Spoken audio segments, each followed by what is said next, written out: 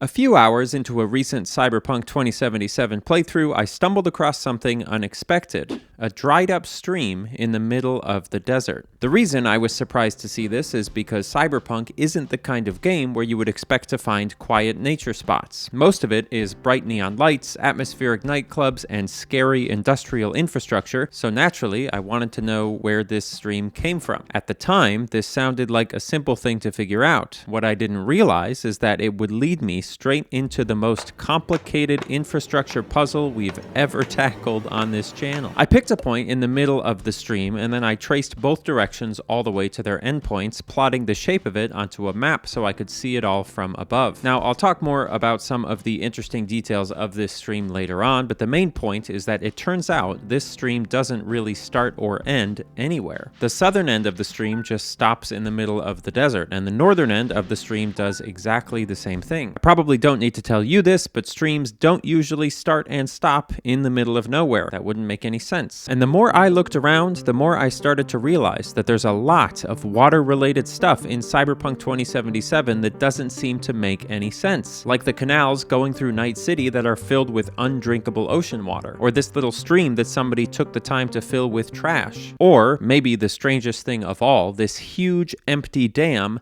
with another dam right behind it. That would never, ever happen in real life. So is this just the most insane video game water system we've ever seen? Or is there something else going on here that may explain why Cyberpunk's unusual hydrology actually makes sense? Let's find out. One of the things people often forget about streams is that they're basically just water spilling all over the place. Spilling down a mountain, or spilling through the forest, or spilling over a cliff. One of my favorite reminders of this is looking at aerial footage of Niagara Falls, because you can really clearly see how, even though we think of a waterfall as a singular object, it's actually just a whole mess of water spilling over a cliff. So when we look at this stream in Cyberpunk, our first question is, where is this water spilling from? And the answer, as I told you before, is nowhere. At least not that I can see. But the thing is, this stream is not exactly in great shape. Look, come here. There's barely any water left in it. It's a puddle. So maybe the place that the water came from isn't there anymore. Maybe there was a lake here that dried up, or an ancient river that got redirected because of an earthquake. The only way we're gonna figure that out is by wandering around looking for clues. So that's our first step. The first thing you notice about this stream is that they've got a lot of the basic details right. Cleaner, heavier rocks in the middle, lighter sediments and mud on the side, and plant growth mostly up on the sides as well. That's a good sign. The stream continues down a ways until we hit this bridge, and right underneath this bridge is really the only detail in this entire area that might be relevant to our investigation: a pipe with water coming out of it. Typically, a pipe like this that just drains into an open stream is used for storm water, like the water that goes into the gutters on the street. It's not usually going to contain sewage, because discharging sewage into natural waterways is really bad for people's health. Shout out to the Clean Water Act of 1972. Now, this pipe gives us two questions to answer. One, where is the water dripping out of this pipe actually coming from? And two, could this pipe actually be the source of this stream? Well, the answer to the second question is almost definitely no. The pipe is in the middle of the stream, and unless something really weird is going on, water doesn't flow in two directions at once. That's just not how streams or physics works. The first question is harder. You'd assume that the water is coming from the area above the bridge, but when you climb up there, there's nothing. There's no storm drains, there's no working buildings, no pipes, no infrastructure really at all. So for now, this is just our mystery pipe. We will set it aside. But don't forget about it, because it's going to come back later. Aside from that pipe, there's pretty much nothing interesting going on in this stream. There's no obvious clues, there's no hidden inlets, nothing that tells us where the water might have come from, which means if we really want to figure this out, we're going to have to expand our search to the surrounding desert. And sure enough, not far from one end of the stream, I found something that's going to crack this whole situation wide open. A ridge. A very special ridge. This ridge cutting through the rocks here is exactly the type of evidence we're looking for to start piecing together this story. And that means that I'm going to tell you about our sponsor, MeUndies, right now. You should pay me for how smooth that transition was. Okay, what is MeUndies? MeUndies is a brand of underwear. This is one of the pairs that I have. All the rest of the pairs are in the wash, so I only have one today. MeUndies come in many shapes and sizes, and they are made out of an extremely premium, ultra soft material, so that when you put them on, you will go, wow, these are so nice on my body. everybody. One of my favorite things about telling you guys about MeUndies is that they have a money-back guarantee. So you can buy them, try them, and then if you don't like them, you can just send them back and they'll give you your money back. Obviously, like if you do that, keep them clean. Don't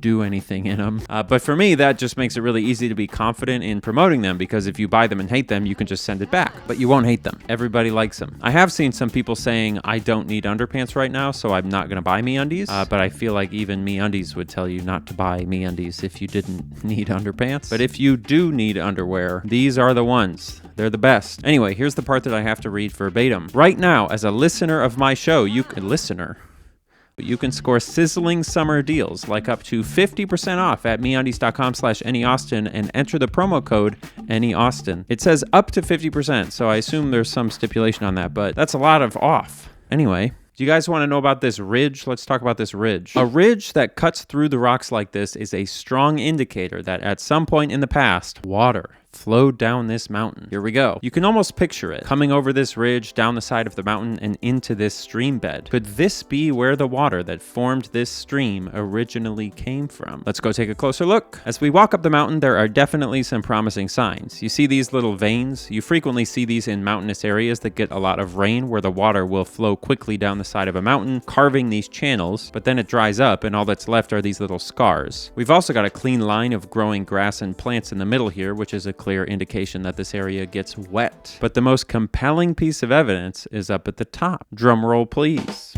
A lake.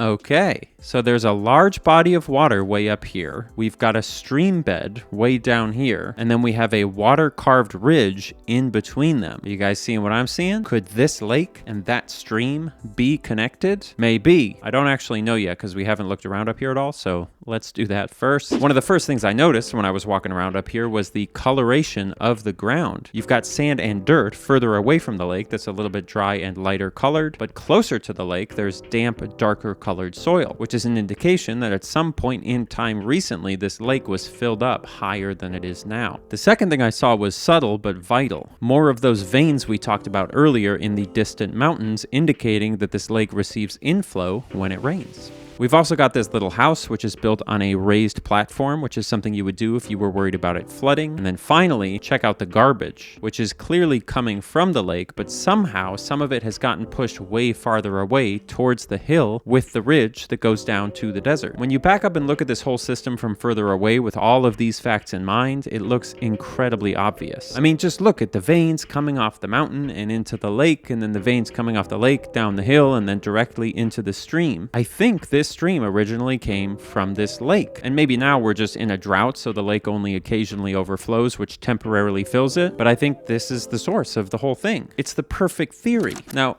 when I got to this point, I was certain that I basically figured out the answer to our original question. But as you probably guessed, because of how I walked on screen to do meta commentary of the commentary, it turns out that I was completely wrong, because the one thing I hadn't looked at yet was on the other side of the lake. And it's a doozy. You see this big structure over here? This big structure is a dam, and the existence of a dam here means that this lake isn't just a lake, it's technically a reservoir, which is something you would see in real life if you built a dam. The Hoover Dam is a great example of this if you've never seen it before. You see that big lake behind the Hoover Dam? That lake wasn't always there. It was created by the construction of the Hoover Dam. Basically what we did is we put this big fucking thing in the middle of the Colorado River, which obviously caused the river to back up, because it couldn't get through, and then it flooded the area behind the dam, and that flooded area is a reservoir. And a reservoir is used, it's basically just a place to store lots and lots of water for drinking or generating power or to prevent flooding. They're very useful things. That being said, creating reservoirs does have real downsides as well. Imagine if you lived in a little town that was sort of along that river, and then suddenly some big shot engineering firm says, hey,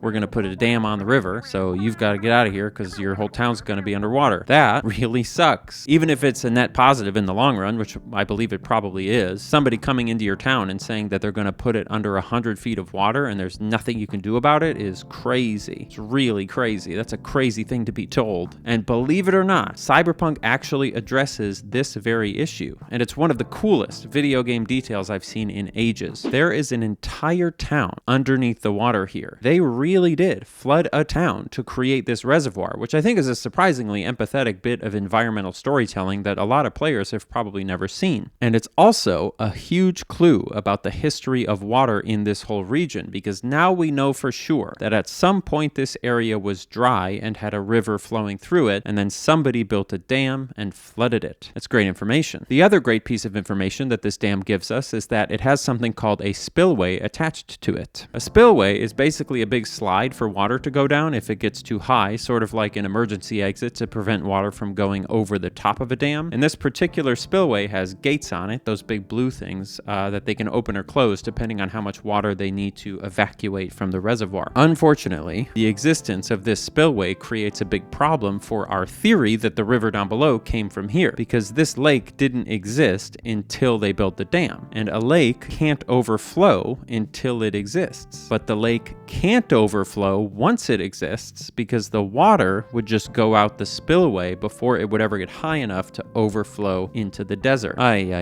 Things get even more confusing the deeper into it we go, because on the other side of this spillway you find a gigantic valley of garbage, and then at the other end of the valley of garbage is another dam. You guys might not understand how absurd this is, but take a look in the comments down below and I guarantee you will see at least one civil engineer pulling their beard out over how insane this is. Let me try to walk you through it, but remember, I'm not a trained engineer. I'm just a guy doing my best. So like we said, the reason you build a dam of this kind is because you want to restrict the flow of a river, and part of restricting that flow means creating a reservoir. What's unusual is that we have a gigantic dam here, but behind it there is no reservoir. There's just garbage. Now that in itself is fine. Sometimes you make a dam, you create a reservoir, and then there's a really bad drought and the reservoir dries up. There aren't any examples quite as dramatic as this in real life, but even the water behind the Hoover Dam itself is at like 30% of its capacity right now because of climate change and chronic mismanagement. So this, the empty area behind this dam, is fine.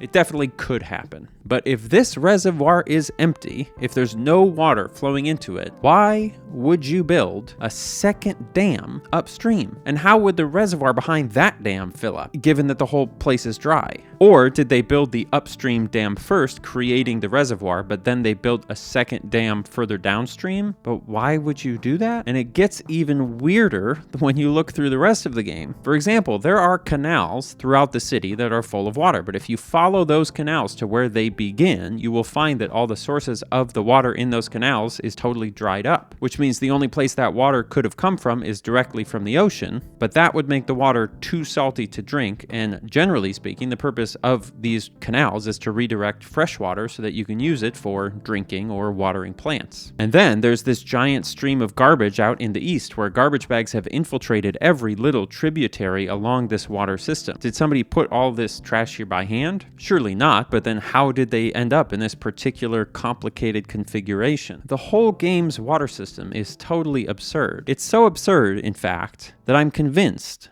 there has to be an explanation. See, the way I figure is that if the game was designed by people who didn't know or care about realism, we would expect to see a badly designed dam that didn't quite make sense, or maybe canals full of ocean water that just don't have any other sources leading to them. But when you're talking about two dams right next to each other, that's a choice. When you're talking about canals that have a place for fresh water to come from, but those places are left dry, that's a choice. You don't accidentally do things like that, especially not to this level of detail. At least, I don't think so. So what we need is a timeline of events of all of these streams and dams and reservoirs and flooded towns and canals. We need to figure out what things here came first and what things came last. The way I handled this is that I printed out little cards to represent each thing that we talked about, and then I tried to place them together like a puzzle on my kitchen countertop. I also made little pieces to represent droughts and rainy seasons so we could really try to picture the whole area's hydrological history. The first thing I did was I put things together that I knew had to happen in a certain order. The dry town must come before the flooded town, for example. The full reservoir has to come before the empty reservoir. Things like that. I also figured that the formation of the desert stream must have been before all of the other stuff, because because those things take time, whereas things like dams and reservoirs would have been built by human beings sometime in the last 50 to 100 years most likely. So we were off to a good start. After that, I just started repeatedly and chaotically reorganizing all of the pieces and then just checking to see if it made sense, kind of like how I play Wordle. And then if it didn't make sense, I would just delete it and reshuffle everything. After about 12 configurations, it finally clicked. I had my theory. Here it is. A long time ago, thousands of years ago, there was a particularly rainy few centuries. And these rainy few centuries created ancient rivers and streams that carved out beautiful natural formations in the deserts of California. Eventually, the rain stopped and the area dried up, but the formations remained. Fast forward to more modern times, and the rain has returned, and with it, an ephemeral stream that temporarily fills the ancient stream bed. Not enough to keep it running, but enough to keep it damp. And that is what we saw at the beginning of the video. At this time, there were rivers and streams flowing from the mountains into the Pacific Ocean around the area where Night City was founded, and the city built a series of canals and aqueducts to make use of the fresh water. It's at this time that the city planners coordinated to build the first dam in Night City, the lower dam, in order to hedge against